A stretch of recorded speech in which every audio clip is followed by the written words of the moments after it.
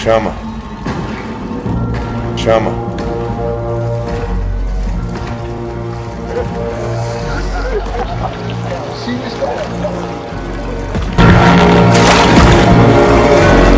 Poatan is back this weekend, headlining UFC 313 against the king of the chin straps, all the way from Dagestan, Magomed Ankalaev. Pereira has reigned supreme over 205 for a couple years at this point, and aside from a rocky start against Jan Blachowicz, he's blitzed through every challenger like a knife going through hot butter. Meanwhile, hidden in the shadows all this time was Ankalaev, shoulder barging each and every one of them out of the way to get to the top. He did manage to get a title shot against Blachowicz years back, but as we all know, it ended in a bit of an anticlimax. It was a draw, and despite how much of a menace he was in this division, you kind of got the sense it was going to be a long time until he got a shot again. This guy has hype train killer written all over him. So he went back to the grind, smashing Johnny Walker's chin to smithereens and outstriking the hulking Alexander Rakic to a decision. Even after that Walker win, a lot of people were calling for him to get his shot, especially after a few months later when Pereira flatlined former champ Jamal Hill at UFC 300, in the process leaving no question of who the best was. Instead, Pereira's next defense would be a rematch against Yuri Prochazka on International Fight Week as a fill-in for McGregor being inebriated.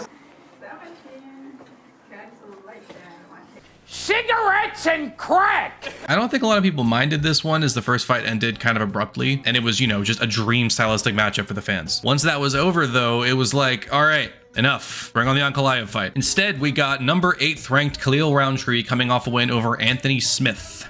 Okay. Yes, this fight was basically guaranteed violence, but come on. This was clearly not the next contender. What made it especially egregious is the fact they had Big Onk fighting on a card like 3 weeks later. It felt like the UFC was protecting their golden goose, which on one hand I understand, as he basically saved 2 of the biggest cards that year, but on the other, we want to see the best versus the best. That's the whole appeal of the UFC. All of our bitching, moaning, and complaining has been silenced because we got the fight, and I'm fucking pumped. Sure, money fights are great when they come along, and striker versus striker bloodbaths in the making are always exciting, but to me there is nothing quite like a dominant champ taking on a nightmare contender. Let's see which titan falls first. All right, so I've gone back and forth, as many have, on who I think is going to take this one. I had a bit of a knee-jerk reaction to picking Ankalaev at first glance because he's almost undefeated in the UFC, save for a Hail Mary triangle submission by Paul Craig, which is kind of insane looking back. Despite primarily being a striker, he clearly has a mountain of a grappling advantage, and if Pereira was seemingly avoiding him for the better part of last year, that had to have been for a reason. Without looking at anything, if you held a gun to my head, I'd pick Onk. I'd pick Onk to mix in the grappling and drag things out to somewhat of a frustrating to watch decision, which, to clarify, is exactly what a smart fighter would do against a champ who hits as obscenely hard as Pereira. Everyone falls into the same trap and just says, nah, I'm gonna strike with this dude, which is stupid. Blachowicz is the only one to have said, no, I'm gonna grapple the glory kickboxer. He still lost, but I do think it's worth taking into account they were fighting at Elevation in Salt Lake City, an arena where literally no one looks their best. But regardless, since then, everyone's wanted to try and beat him in his own game, which you can't do. Ankalaev also said at one point that he would just strike with Pereira, and when you first hear that, you're like, oh boy, here we go again. But the thing is, and I think a lot of people are kind of onto this, I don't think he was being entirely truthful. I honestly think he just said that to get Pereira to agree to fight him. That doesn't mean I think Ankalaev will purely wrestle fuck him. He'll mix it up. But regardless, this isn't gonna just be a striking battle where Onk gets his chin spun in 2 rounds. I think it's gonna be damn close. But in saying all that, I'm flip-flopping. This is why watching tape is important, because when you look at these guys and think back, just take a cursory glance at your memories of their fights, it's easy to picture Onk being more of a nightmare for Alex than he actually is. First of all, Pereira is far better on the feet, and it's not even that close. He's faster, hits harder, has a deeper toolbox, and cuts in for more unique angles. Ankalaev is fast and dangerous with his hands and kicks, but he doesn't have the same brain-rattling, whip-cracking power that Pereira does. John Strickland actually said it best. I could spar Alex, and I could go point for point, and I could hit him,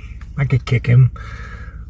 But the difference is, the man touches you, and you just die. And for some reason, I couldn't remember if we'd ever seen Ankalaev get hurt before, but sure enough, go back and watch the Thiago Santos fight. If Santos can hurt him, Pereira very much can. Ankalaev is a good pressure forward striker, but Pereira is an elite counterpuncher. Ankalaev is very defensively responsible for the most part, but I watched Jan Blachowicz chew his legs to pieces in their fight. Pereira is known for flicking out leg kicks like it's nothing. Simply put, if it's all contested on the feet, for whatever reason, the champ is taking him to school. But then there's the grappling angle. Certainly Ank can grapple fuck the champ if he really wants to, to. Pereira has been kind of blessed with presiding over a very striker-heavy division so far. But think about it. When was the last time we saw this guy do that? When was the last time we saw him wet blanket someone? Forget the beard, forget him being Dagestani, forget all that. This is just not what he does. The only one I can think of is when he fought Nikita Krylov years ago, but he's not exactly Khabib at 205. If he was, don't you think he would have implemented it against the other dangerous strikers he fought, like Oezdemir, Santos, Walker, Rakic? Would have made a lot of sense, but that's just not his bread and butter. I do think he'll mix in some grappling for sure, but I don't think he's going to be quite as effective at completely shutting down Pereira and big brothering him into the fetal position than a lot of people think. I think at this point, Pereira has been in the game long enough that his takedown defense is probably better than we realize. He's just not had to show it very much in his admittedly favorable matchups so far. The only fight to really go off of was the Blachowicz one, where sure, he got taken down and ridden like a destrier for the first round, but he still managed to avoid being finished while having a black belt in BJJ on his back fishing for submissions. And in the following 2 rounds, when more grappling attempts were thrown in, he was able to shuck them off and put a pace on Blachowicz on the feet. And this was fighting at altitude and going up to 205 for the first time, carrying all the extra weight. I mentioned high altitude's kind of fucking with fighters most of the time, but honestly, Pereira didn't even look that diminished, at least not compared to Jan, who was sucking air by the 3rd round. So here's what I envision for this one. It's not going to be a blowout. It's going to be extremely competitive, but eventually Pereira's going to catch this dude. There might be some early takedown scares, but eventually Pereira's going to start stuffing them, chew up Ank's legs, pepper him with jabs, and find that left hook or uppercut in, say, the 3rd or the 4th round. That opening is there, and I have a decent level of confidence Pereira can find that chin. And if I'm right, Pereira pulls this off, no one beats this guy at 205, and I mean no one.